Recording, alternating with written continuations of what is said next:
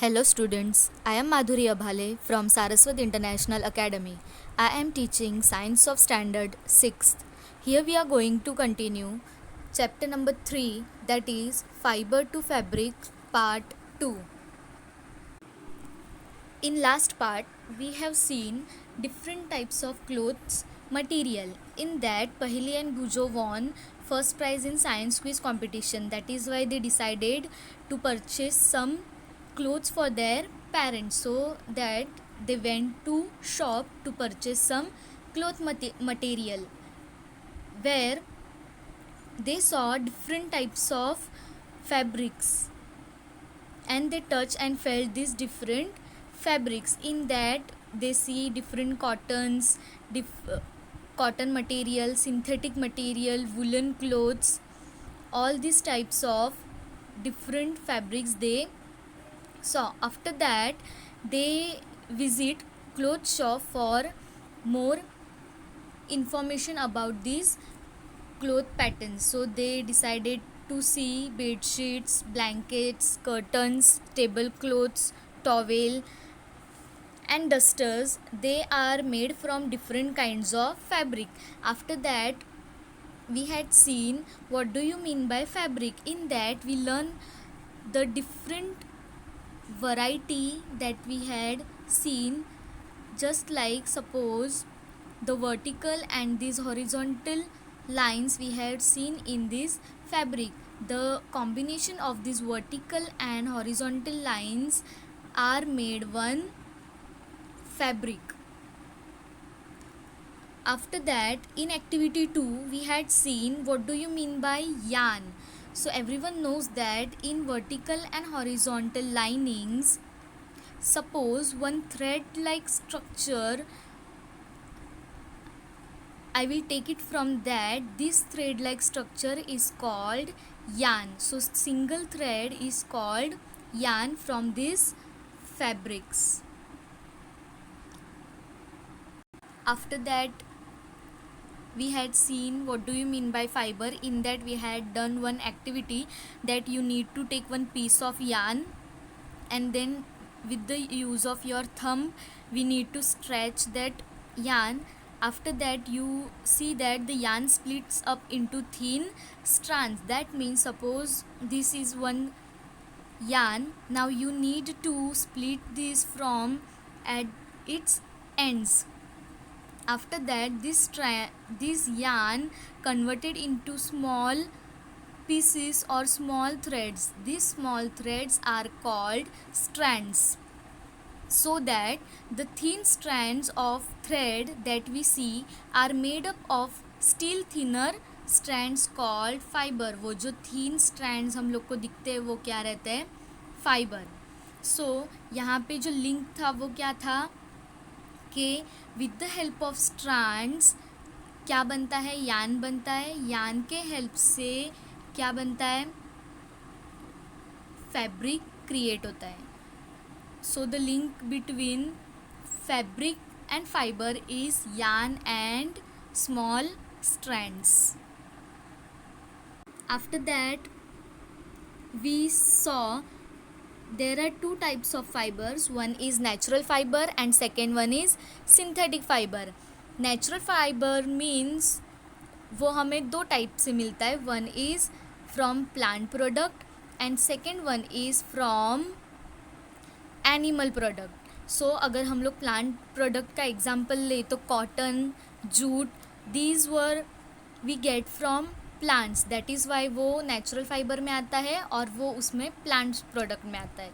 Suppose अगर मैं example लूँ वूल और सिल्क, तो वूल हमें कौन प्रोवाइड करता है, शीप है, गोट है, उनके फ्लीस से हम लोग को क्या मिलता है, वूल मिलता है. दैट मीन्स वो आता कहाँ से है, एनिमल से. तो वो क्या होगा, animal product. And ultimately animals are a blessed thing of nature. Okay, अगर हम लोग शिप अगर हम लोग वूल की बात हो गई, अगर हम लोग सिल्क की बात करें तो सिल्क कहाँ से प्रोड्यूस होता है, सिल्क वॉर्म से. ओके, तो सिल्क वॉर्म भी क्या है, animal. So animal again a natural thing. So in natural fibers there are two parts. One is plant product and another one is animal product. The second type is synthetic fibre. Synthetic fibre में क्या था?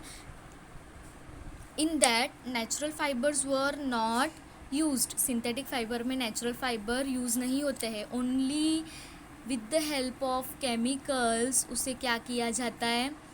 Process किया जाता है और synthetic fibre क्या करते हैं? बनाए जाते हैं. Like example nylon, terylene, polyester, acrylic. These are the examples of synthetic fibers.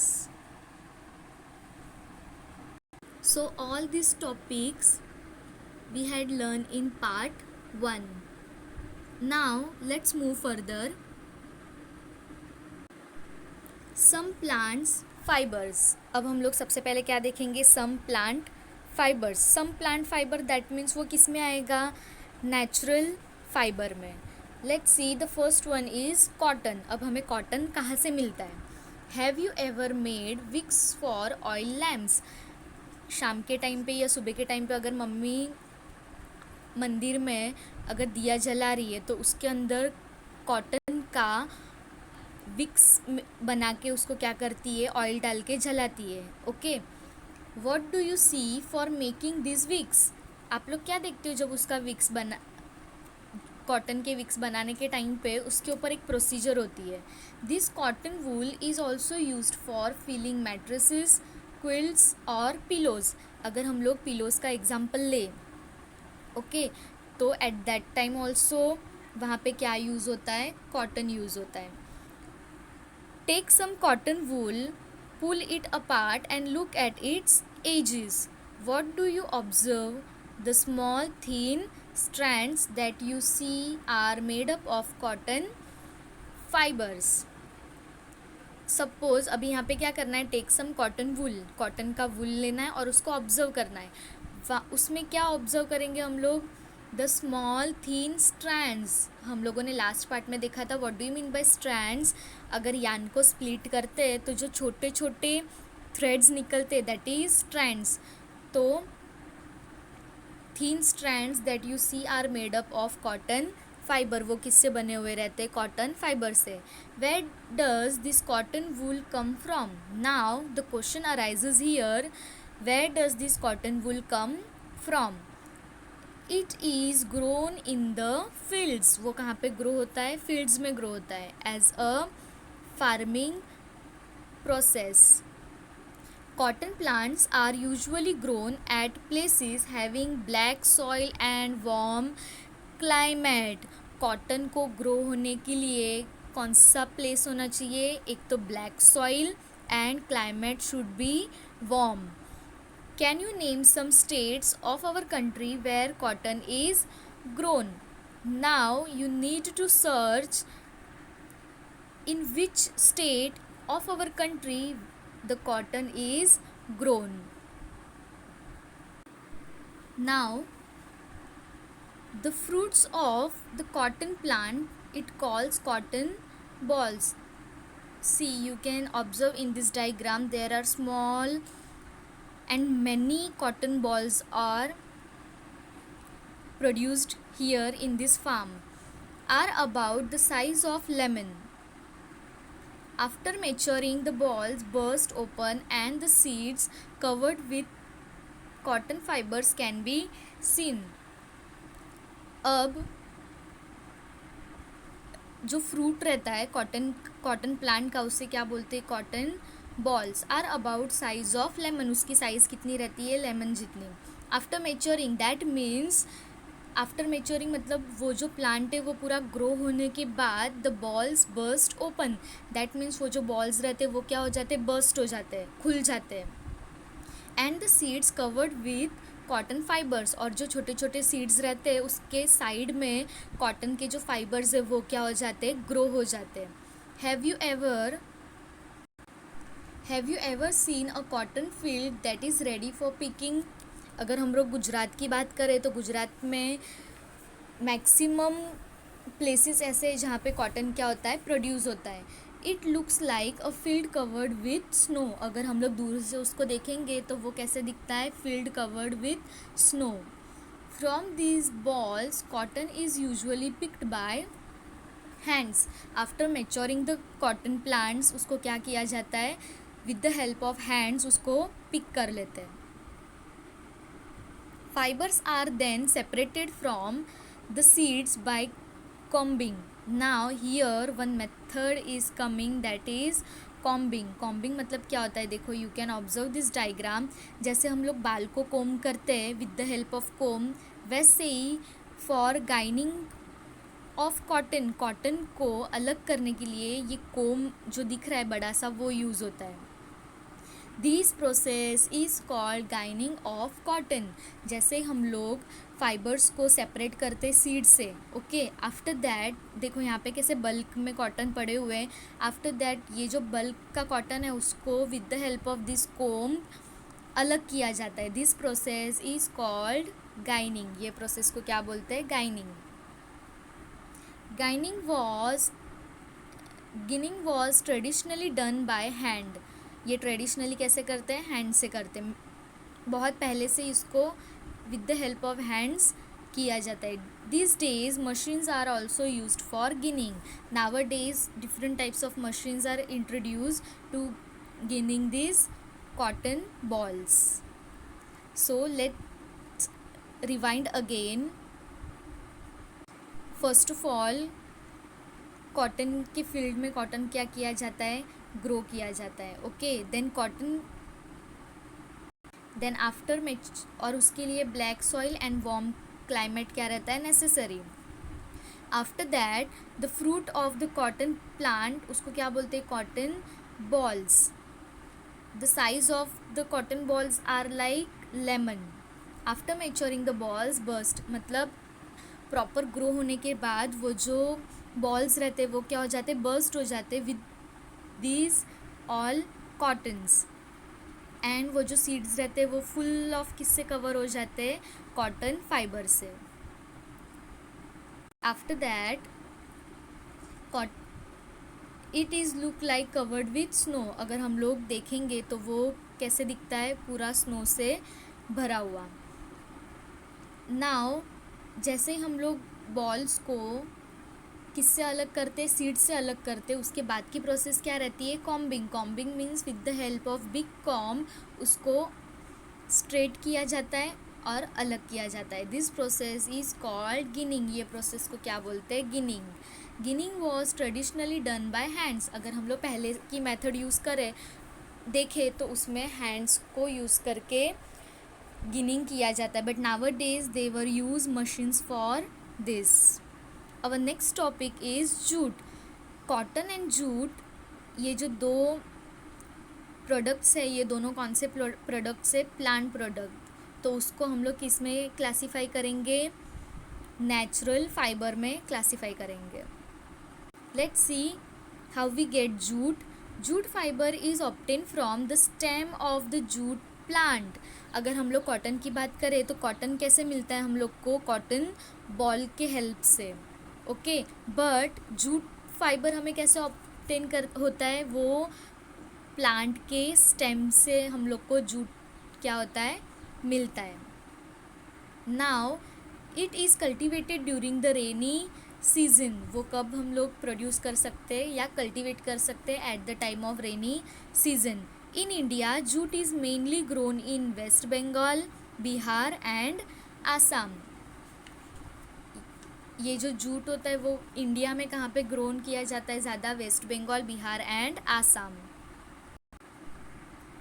The jute plant is normally harvested when it is at flowering stage. That means जब वो ग्रोन के स्टेज पे रहता है या फ्लावर, बर्ड में से flower के स्टेज पे रहता है, एट दैट टाइम उसको क्या किया जाता है, हार्वेस्ट किया जाता है। दैट मीन्स उसको कट किया जाता है। The stems of the harvested plants, अभी ये जो प्लांट दिख रहा है उसके जो ये स्टेम्स दिख रहे हैं वो स्टेम्स को क्या करेंगे, immersed in water for a few days. उसको पानी के अंदर क्या करेंगे, थोड़े दिन के लिए रखेंगे। द स्टेम्स रॉट, मतलब वो सड़ जाते हैं स्टेम्स पानी में रखने की वजह से। And fibres are separated by hands, और वो स्टेम्स में से जो फाइबर मिलता है उसको with the help of hands क्या कर देते हैं, सेपरेट करते हैं। To make fabrics, all these fibers are first converted into yarns. How is done? Now आप लोगों ने देखा कि जूट के टाइम पे क्या किया था, स्टेम्स यूज़ किए थे एंड उसको क्या करते, फ्यू डेज़ के लिए पानी में रख देते. आफ्टर दे रॉट देन उसको किस में कन्वर्ट करते हैं, यान्स में कन्वर्ट करते हैं. आफ्टर दैट यान्स को वो लोग किस में कन्वर्ट करेंगे, डिफरेंट टाइप्स ऑफ फैब्रिक्स में कन्वर्ट करेंगे. बट सबसे पहले उसको यान्स में कैसे कन्वर्ट करेंगे वो देखते हैं. सो 3.4 spinning cotton yarn. You can try making cotton yarn yourself. Now we can also cotton के yarns बना सकते हैं घर पे. Now see activity 4. In activity 4, hold some cotton wool in one hand, pinch some cotton between the thumb and forefinger of the other hand. Now gently start pulling out the cotton while continuously twisting the fibers. Are you able to make a yarn?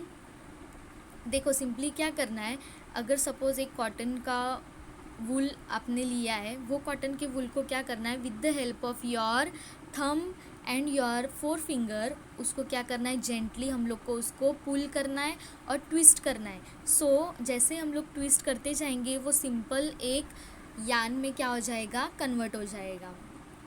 Now the process of making yarn from fibre is called spinning. देखो सबसे पहले cotton का एक वूल रहेगा, that means ये कौन से form में है, ये फाइबर फॉर्म में है. ओके, आफ्टर दैट उसको स्पिन करके और उसको ट्विस्ट करके हम लोग सिंपल यार्न में उसको क्या करेंगे, कन्वर्ट करेंगे. सो ये जो प्रोसेस है, कौन सी, yarn making process with the help of this fibre, उसको क्या बोलते हैं, spinning. Okay, the process of making yarn from fibers is called spinning. In this process, fiber from a mass of cotton wool are drawn out and twisted. जैसे ही हम लोगों ने activity 4 में यहाँ पे देखा कि मेरे पास सपोज एक कॉटन वूल है और with the help of my thumb and four finger मैं उसको क्या करूँगी, ट्विस्ट करूँगी और उसको यार्न में कन्वर्ट करूँगी. ठीक है, so this process is called spinning. This brings the fibers together to form a yarn. ये जो प्रोसेस है उसमें क्या होता है, ये पूरे फाइबर्स जो है वो क्या हो जाते, टुगेदर आ जाते to form a yarn. A simple device used for spinning is a hand spindle. Okay, हम लोग इसके लिए क्या यूज़ कर सकते हैं, hand spindle, also called takli. See you can observe this in this diagram figure 3.10. ये जो फिगर है ये किसका है, takli. That means a device that used for spinning purpose. Another hand operated device used for spinning is charkha. अभी चरखा ये हम लोगों ने हमेशा पढ़ा होगा, when Gandhi ji was there. Gandhi ji charkha use करते थे फॉर स्पिनिंग द यार्न्स और creating yarn from fibre. Cotton fibre से वो क्या बनाते थे, यार्न्स बनाते थे. Use of charkha was popularised by Mahatma Gandhi. You can see in this diagram figure 13.11. यहाँ पे देखो चरखा दिख रहा है. सो सिंपली यहाँ पे with the help of fibre, देखो यहाँ पे थ्रेड्स दिख रहे हैं, तो ये थ्रेड्स जो है वो क्या है, यार्न. सो सिंपली फाइबर को यार्न में कन्वर्ट करने के लिए फर्स्ट या तो टकली यूज़ करते हैं या तो this charkha we also can use. As part of independence movement, at the time of independence movement Mahatma Gandhi was use to work on this charkha. Let's see, he encouraged people to wear clothes made of homespun yarn and spoon shun imported cloth made in the mills of Britain. That means Britain से जो cloth import होते थे उसको use करने के जगह पे वो गांधी जी क्या बोलते थे, you must need to use handmade और home spun yarn that made by this charkha. ये चरखा से बने हुए जो क्लोथ्स रहते थे वो यूज़ करने के लिए वो क्या करते थे, पीपल्स को एंकरेज करते थे. Spinning of yarn on a large scale is done with the help of spinning machines. Spinning of yarn जो है वो लार्ज स्केल पे स्पिनिंग मशीन्स में क्या होता है, यूज़ होता है. After spinning yarns are used for making fabrics. अगर suppose with the help of चरखा और स्पिनिंग मशीन फाइबर को किस में कन्वर्ट करते हैं, यार्न में कन्वर्ट करते हैं. Then with the help of many yarns, अगर हम लोग इसको वर्टिकल और हॉरिजॉन्टल में रखेंगे तो उसमें से हम लोगों को क्या मिलेगा, फैब्रिक प्रोवाइड होगा. नाउ लेट्स सी यार्न में से फैब्रिक कैसे बनता है. Till here, with the help of Takli and Charkha, they made fiber to yarn. ठीक है, फाइबर से हम लोगों ने क्या बनाया यहाँ तक, yarn. Now the next process is yarn to fabric. yarn से fabric कैसे बनाएंगे. There are many ways by which fabrics are made from yarns. There are मतलब यहाँ पे बहुत सारे ways है. With the help of that fabrics are made from yarns. The two main processes are weaving and knitting. There are two types from which we can made fabric from these yarns. So first we'll see weaving. In activity 2, you might have noticed that a fabric is made up of two sets of yarns arranged together. The process of arranging two sets of yarns together to make a fabric is called weaving. See in activity 2 हम लोगों ने क्या देखा था. Activity 2 में, इन activity 2 हम लोगों ने डिफरेंट टाइप्स ऑफ यार्न्स को क्या किया था, अलग किया था फैब्रिक में से. ठीक है, इन वीविंग में क्या होता है, ये जो डिफरेंट टाइप्स के यार्न्स जो रहते हैं उनको क्या करना है, टुगेदर लाना है just to form a fabric. तो ये जो प्रोसेस होता है अरेंज करने का, 2 और मोर यार्न्स, उसको क्या बोलते हैं, weaving. Again I am repeating this, the process of arranging two sets of yarn. Two sets of yarn मतलब in horizontal position and in vertical position together to make a fabric is called weaving. Let us try to weave some paper strip. अब हम लोग को क्या करना है, in activity 5 we are going to learn in deep how weaving process is used to make a fabric. Take 2 sheets of paper of different colors, cut square pieces of length and width equal to 30 centimeter from each sheet. Now fold both the sheets into half. On one sheet draw lines as shown in the figure. So you can observe this figure A, B. In A you need to take one orange paper and in B you need to take one green paper, or you can use other two types of or two different types of colors also. Just see the C and D. In that, first of all, what do you want to do? First you need to take one green paper. Suppose I am taking one green paper. This is a green paper. Now you need to cut this till half the way. 3/4 paper you need to cut like this. Now some orange strips of equal size you need to cut. That means in this shape you need to cut this orange paper. Now with the help of, first you need to put upward, then downward, upward and downward like this. So you can see in process D the procedure of the made of fabric. Fabric को कैसे बनाना है with the help of yarns. In this activity you can understand this. So let's read. Cut both the sides. Cut both the sheets along the dotted lines and then unfold. Weave the strips one by one through the cuts in the sheet of paper as shown in figure 13.12c. Shows the pattern after weaving all strips. After that you can see the horizontal and vertical lines like fabric. So this weaving method also can used to make yarn from fabric. Now with the help of hand loom you can also make different types of fabrics. Let's read. In a similar manner, two sets of yarn are woven to make a fabric.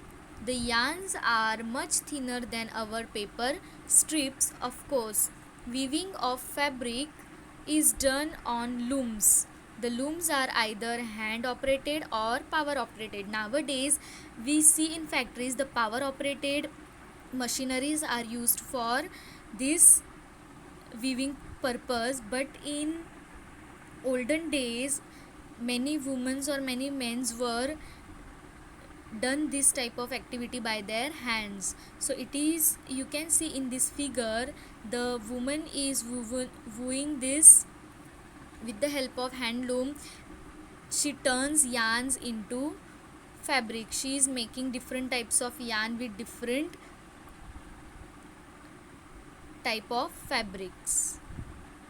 So with the help of small strands they make first converted into yarns, then with the help of different yarns they make different fabrics with the help of these methods.